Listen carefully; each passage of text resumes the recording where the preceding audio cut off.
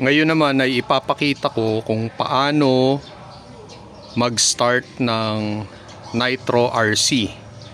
Ang mga tools na kailangan natin ihanda para magawa ito, unang-una ay ang starter box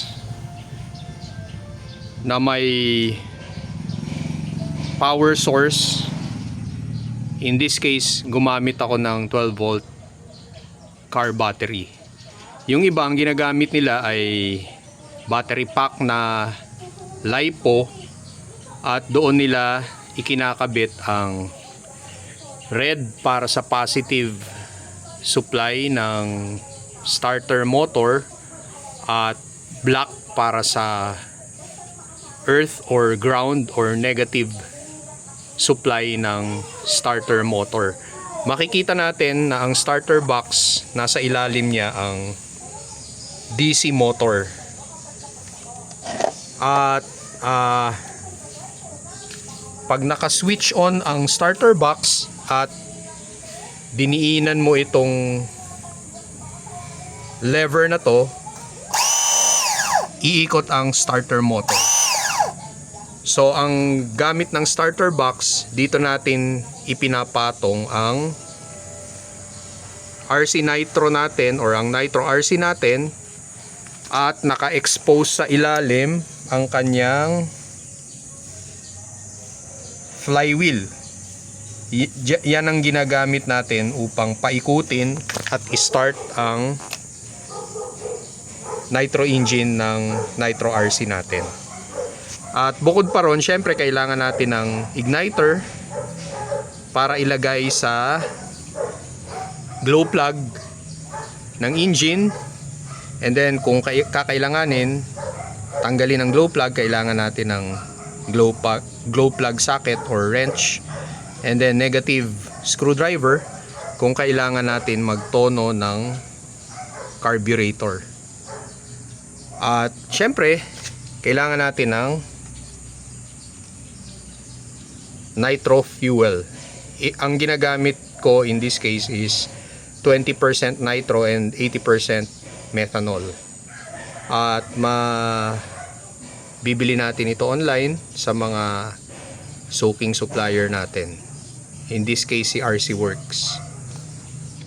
And then syempre kailangan din natin ng filler bottle or filler nozzle na ginagamit natin upang ma-refill ang fuel tank ng Nitro RC natin. Pero in this case, pinuno ko na siya ng fuel. Ang unang step na gagawin natin, i-check natin ang glow plug na okay siya at fully charged ang ating igniter. Pero hindi ko na gagawin yon. Basta i-connect mo lang ang starter box sa power source natin, then ihanda mo na yung mga tools na nabanggit. Then lagyan mo ng fuel ang fuel tank, and then ipa-prime natin ang engine para yung fuel umabot na sa carb. So ipapatong ko na yung Nitro RC natin sa ating starter box. Igitna mo siya para ang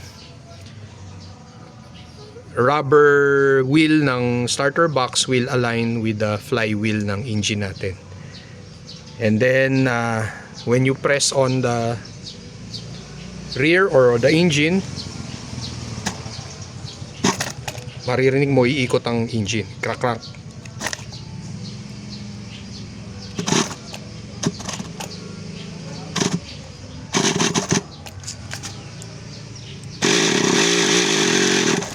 Okay, so i-try natin siyang i-prime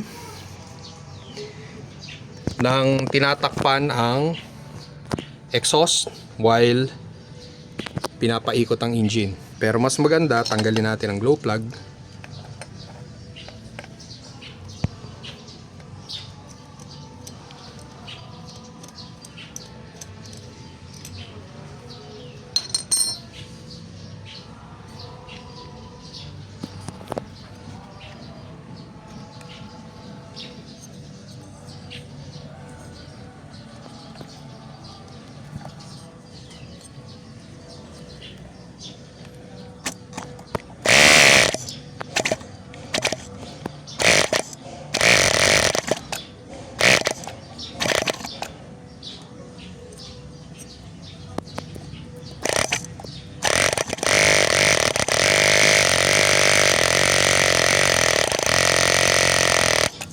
So nakita nyo na yung fuel umakyat na, wala nang air pocket, hanggang sa carb na yung fuel natin. Tinanggal ko yung glow plug at crank yung engine using the starter box habang nakatakip ang exhaust.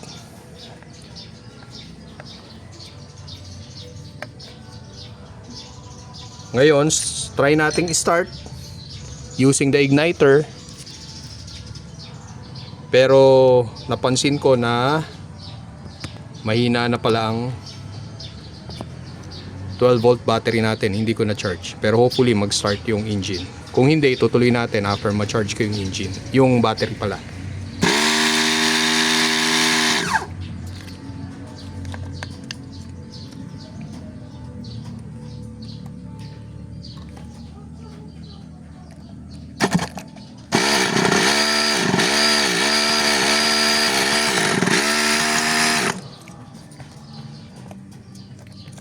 Medyo naririnig nyo na nag-fire yung engine.